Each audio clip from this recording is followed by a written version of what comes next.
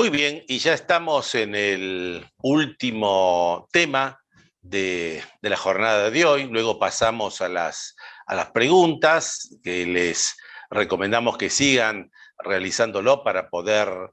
contestarlo. Y como ocurre normalmente, estamos con la reseña de la jurisprudencia tributaria relevante. Como siempre decimos, nuestro objetivo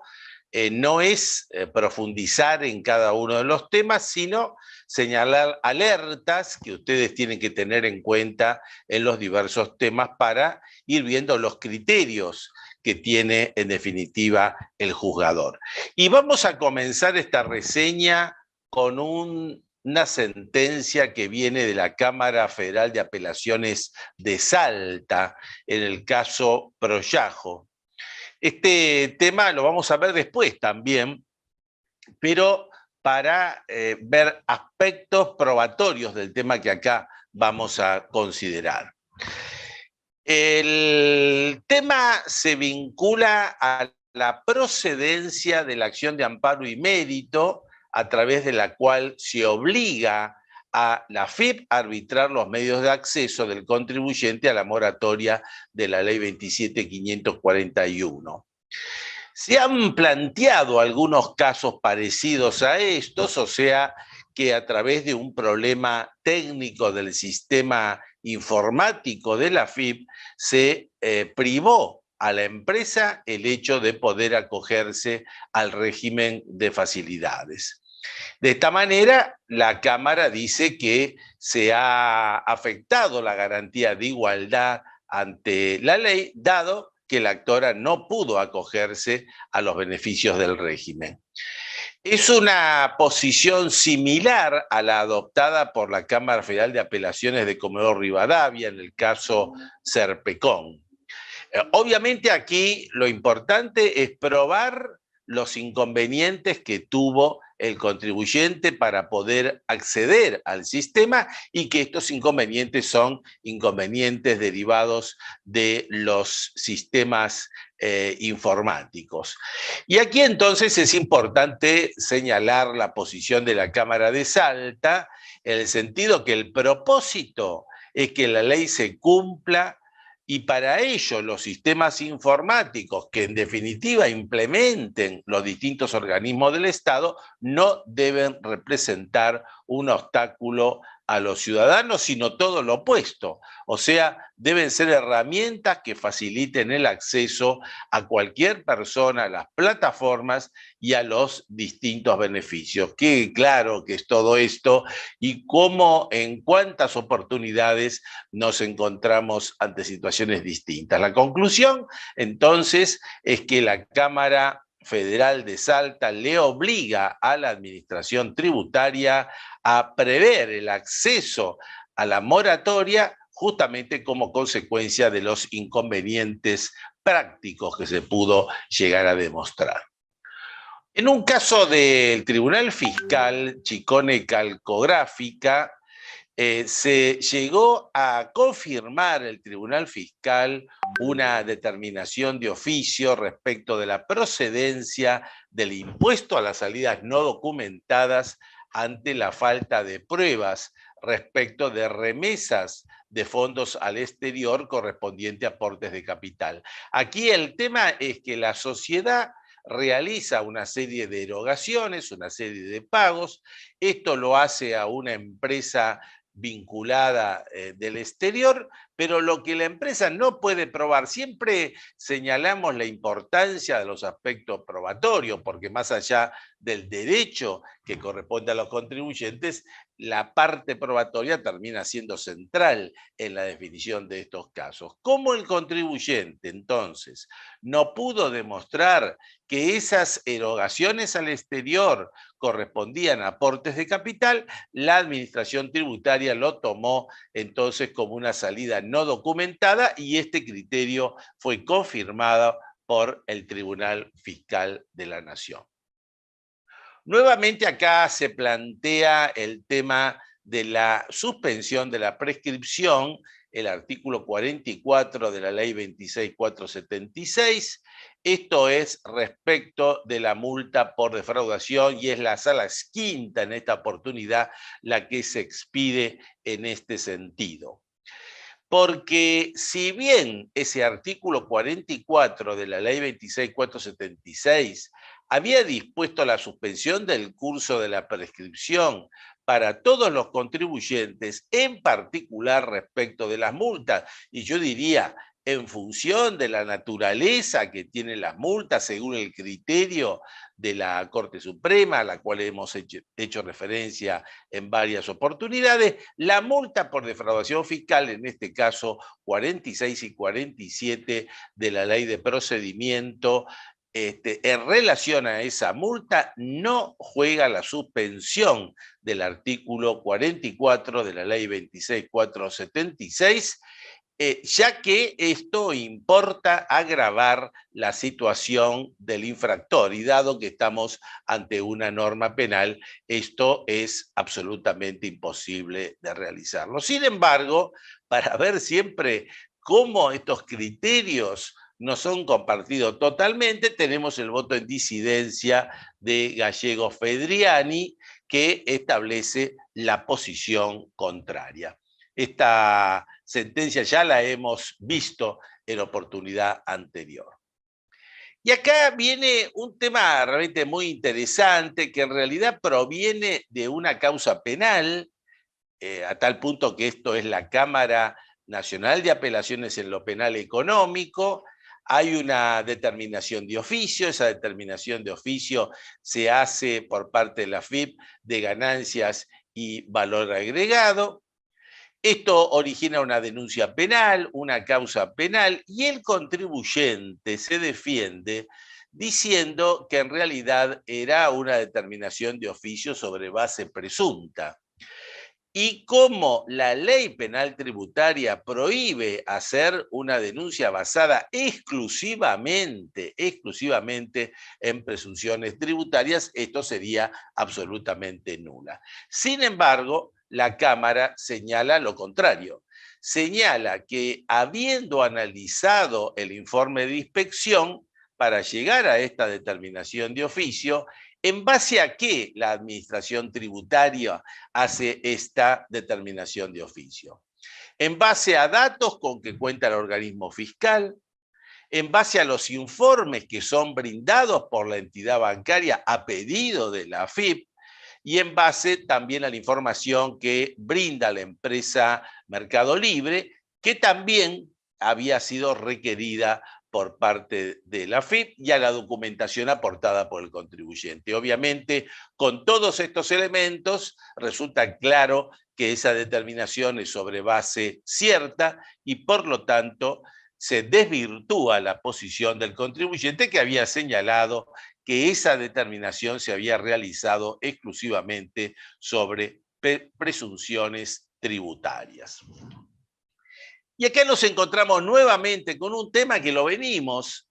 analizando en las últimas reuniones, esta posición de la administración tributaria a través de la cual, luego de controlar a un contribuyente, lo incluye en la base APOC, y como consecuencia de esto suspende la quit. Esta es la situación que se plantea, en este caso proveniente esta sentencia de la Cámara Federal de Apelaciones de Tucumán. Aquí es interesante destacar que para la Cámara de Tucumán la actitud del fisco ha sido desproporcionada e irrazonable. Ha sido desproporcionada e irrazonable, tanto en un caso como en el otro, y también esto tiene una sentencia anterior de la misma Cámara de Apelaciones, la misma Cámara Federal, en el caso Aluma. Por esta razón, entonces se confirma la medida cautelar para que la AFIP proceda a la reactivación de la QUIT y a la exclusión de la base APOC. En el mismo sentido, la Cámara Federal Contencioso Administrativo de la Sala 2, pero con un argumento distinto. Este argumento que también lo venimos, que se está repitiendo, porque aquí la Cámara de Apelaciones dice que le asiste razón al contribuyente, al actor, porque cuestiona por ilegítimo y arbitrario el accionar del organismo fiscal. Justamente porque la propia ley, el artículo 35, inciso H de la ley de procedimiento, esto es, como sabemos, con la modificación de la ley 27430, estableció la posibilidad para el contribuyente de un reclamo que se realice ante el director general, y lo que estamos viendo, y acá ocurre exactamente lo mismo, ese reclamo no fue respondido por el fisco, y entonces estamos ante una situación de hecho, porque el fisco termina aplicando los efectos cuando todavía no estaba el reclamo respondido. Por esta razón, entonces, se le ordena al fisco a resolver el reclamo, y en el tiempo que tarda en resolverlo, se deja sin efecto temporariamente la suspensión de la QUIT aplicada por el fisco. Un tema que también nos viene de la Cámara de Apelaciones es el caso Avital de la Sala 4 y está referido a la defraudación fiscal.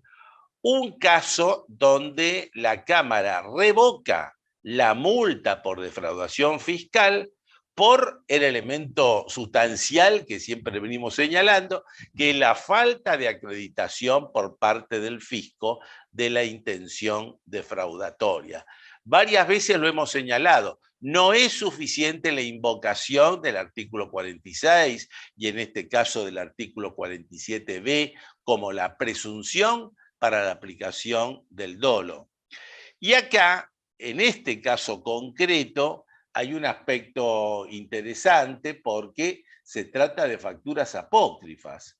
Y entonces la posición que tiene la Cámara es que el elemento intencional no puede inferirse por el solo hecho de haberse invocado que la contribuyente computó créditos fiscales por facturas apócrifas o porque se dedujo gastos que no correspondían al impuesto a las ganancias, sino que tenía que haber probado la intencionalidad dolosa, cosa que no se dio y por lo tanto se termina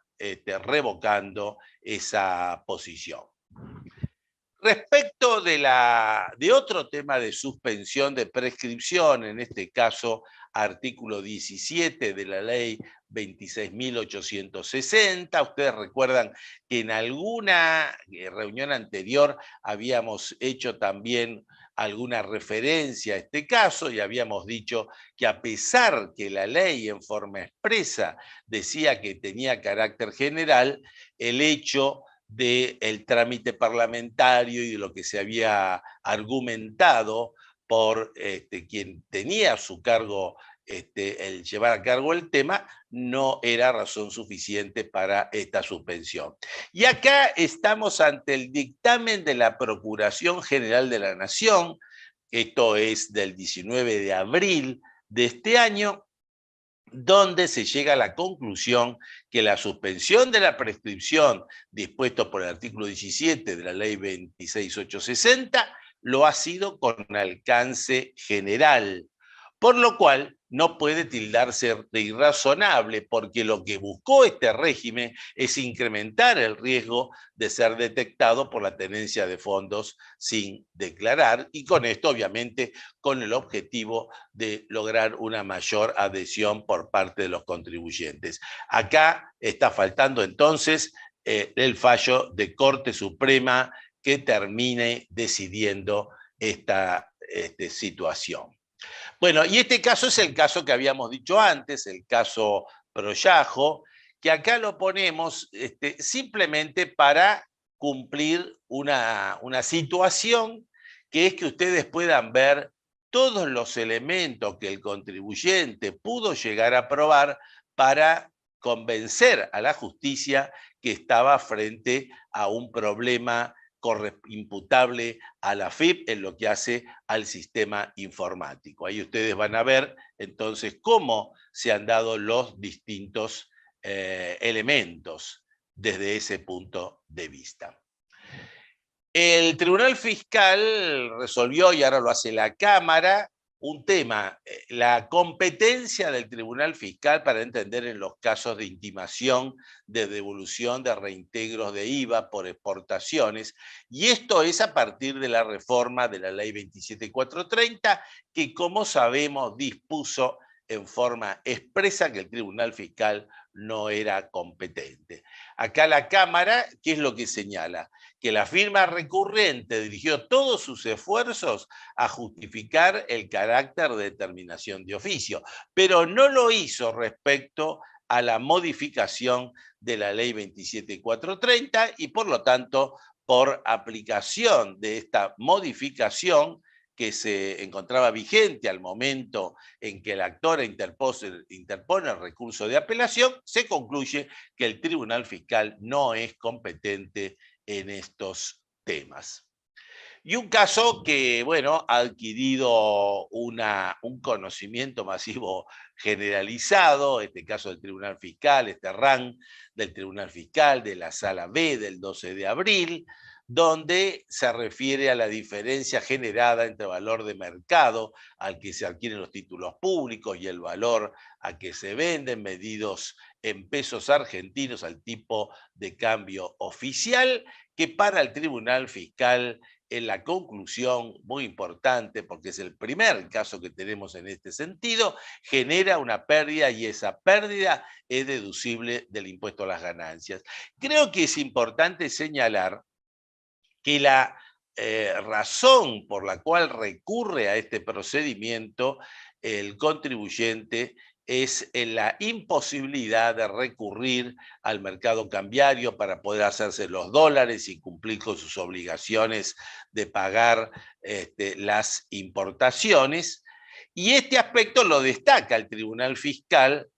en forma distintiva de lo que la circular 5 del 2014, que se había expedido sobre esta cuestión, hablaba en todos los casos de la existencia de una planificación fiscal nociva, que obviamente no se da en el presente caso. También señala el Tribunal Fiscal que un criterio contrario implicaría un absurdo trato desigual de las ganancias respecto de las pérdidas, porque si el contribuyente realizaba la operación inversa, es decir, la compra de los títulos con moneda extranjera y después lo vende en pesos, obtendría una ganancia y esa ganancia sería gravada, con lo cual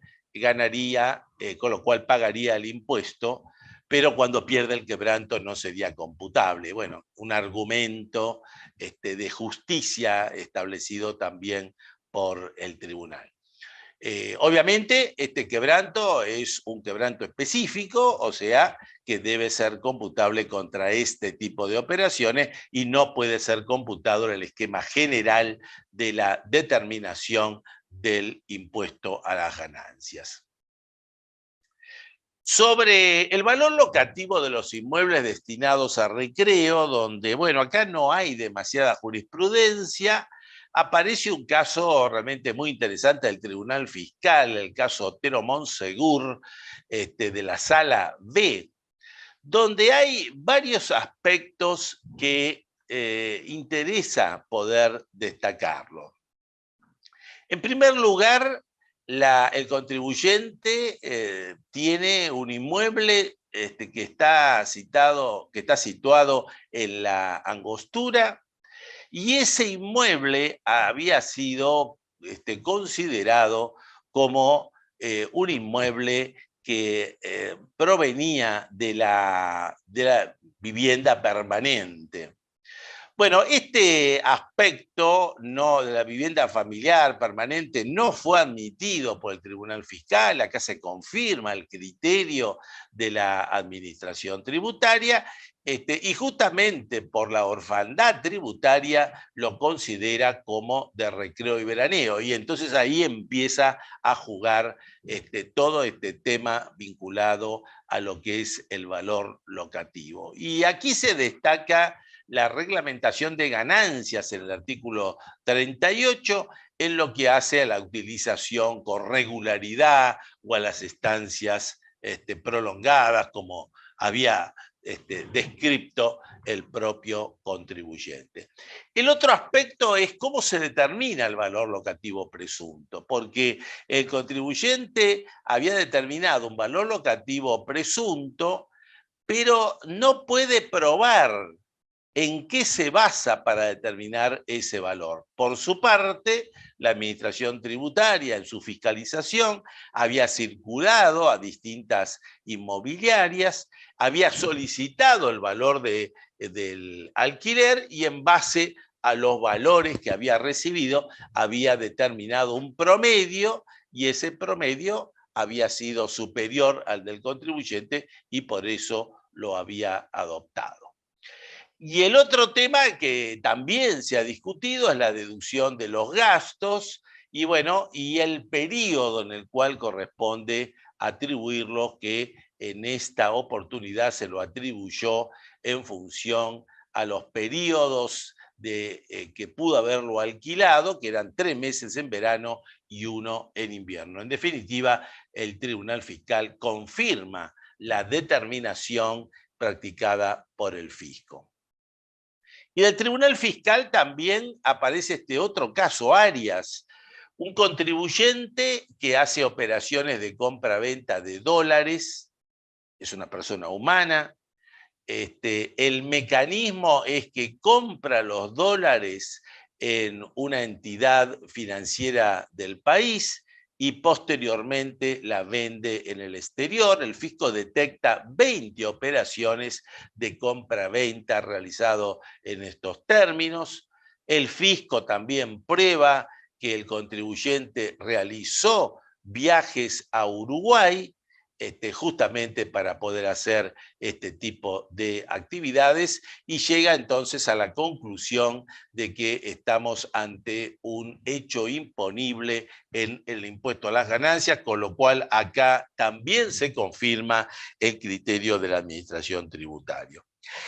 Y de la Cámara Federal, en este caso Kimberly Clark, viene otro aspecto que es el caso de un contribuyente que había computado deducciones de intereses y diferencias de cambio,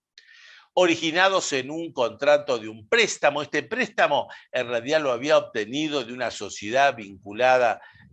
al exterior y el fisco le había impugnado esa deducción por interpretar que ese préstamo estaba destinado al pago de dividendos de su accionista principal. Dice la Cámara que en realidad la actora no logró probar que el préstamo no tuviera por norte distribuir los dividendos aprobados por la Asamblea de Accionistas y en este sentido confirmó el criterio de la Administración Tributaria en el sentido de la impugnación de la deducción de los intereses y las diferencias de cambio. Y acá quería insistir ahora con un tema que hemos visto varios antecedentes en reuniones anteriores. Esto es el tema del crédito fiscal en el IVA, en operaciones donde el contribuyente en ese momento revestía la calidad de monotributista, pero después se excluye del monotributo, entra al régimen general y cuando está en el régimen general intenta computar el crédito fiscal correspondiente a las compras, insisto, en la condición de monotributista. La jurisprudencia acá avanza en una línea, yo diría, bastante similar en todos los casos. Hoy este cómputo del crédito fiscal es procedente, pero es procedente en la medida, y acá está el tema, que se pruebe Primero, la existencia de la operación involucrada, o sea, respecto del crédito fiscal. Y en segundo lugar, el ingreso del impuesto por parte del proveedor, o sea que el proveedor tuvo que haber depositado ese débito fiscal. Esta situación no es probada en este caso y por lo tanto la Cámara considera que es improcedente el cómputo del crédito fiscal. Y en este sentido la Cámara recuerda el caso Rizzo, donde no se produce esta prueba pericial, y la Sala 5 en el caso Osterrich, que también llega a la misma posición. O sea, acá lo importante es, se puede computar el crédito fiscal cuando está en el régimen general, aun cuando sea proveniente de la época que era monotributista, pero sujeta a estos dos requisitos, o sea, demostrar la existencia de la operación por un lado y en segundo lugar, a demostrar el ingreso del impuesto por parte del proveedor. Respecto del impuesto a los débitos y créditos bancarios, en la reunión anterior sobre este tema largamente nos explicó Marcelo Serra los distintos aspectos a tener en cuenta, pero acá estamos ante una sentencia de la Cámara Federal en la Sala 3, en el caso Mutual Federada 25 de junio, Sociedad de Responsabilidad Recíproca, donde la Mutual planteó la exención del impuesto a los débitos y créditos bancarios. Esto tiene vinculación con la ley 25920, que en su momento la analizamos respecto de la exención en el IVA, pero la conclusión de la Cámara es que esa norma no se aplica respecto del impuesto a los débitos y créditos fiscales y por lo tanto concluye en la improcedencia de esa exención en el caso de las entidades mutuales. Y un caso muy particular, ahora vamos a terminar con unos casos de penal tributario, un caso muy particular, el caso Giordano Leonardo, de la Cámara de la Casación Fiscal, que es la situación de un contribuyente que tiene un proceso por delito de evasión simple y además de aportes de contribuciones de seguridad social en concurso real. Lo que ocurre es que después que tiene una sentencia condenatoria y esa sentencia condenatoria pasa a la autoridad de cosa juzgada, viene la modificación de los pisos de punibilidad. Y ante esto, el defensor del contribuyente plantea la aplicación de la ley penal más benigna. Sabemos que esto fue resuelto ya por la Corte, en este sentido, en el caso Vidal, pero en este supuesto concreto se dispone que no se puede aplicar la ley penal más benigna. ¿Por qué razón? Porque la condena que tenía el contribuyente ya estaba pasada en autoridad de cosa juzgada y entonces en este caso no se puede aplicar la ley penal más benigna por elevación de los montos dispuestos. Realmente no coincidimos con esta posición, sería largo hablarlo, pero un caso sorprendente de la Cámara de Casación Penal. También tenemos un caso que nos viene de la Cámara Federal de San Martín, en el caso United Corporation, SRL. Acá estamos hablando de una empresa. Esta empresa había sido declarada en quiebra y entonces se presenta un socio en un plan de facilidades de pago de la ley 27.562 y solicita la suspensión de la acción penal, lo cual es rechazado porque en forma expresa la ley, en este caso la ley 27.260, había dispuesto un sinceramiento fiscal y en ese sinceramiento fiscal estaba excluido las empresas en quiebra, con lo cual si se presenta un socio con posterioridad no corresponde la suspensión del proceso penal. Bueno, hasta aquí hemos llegado.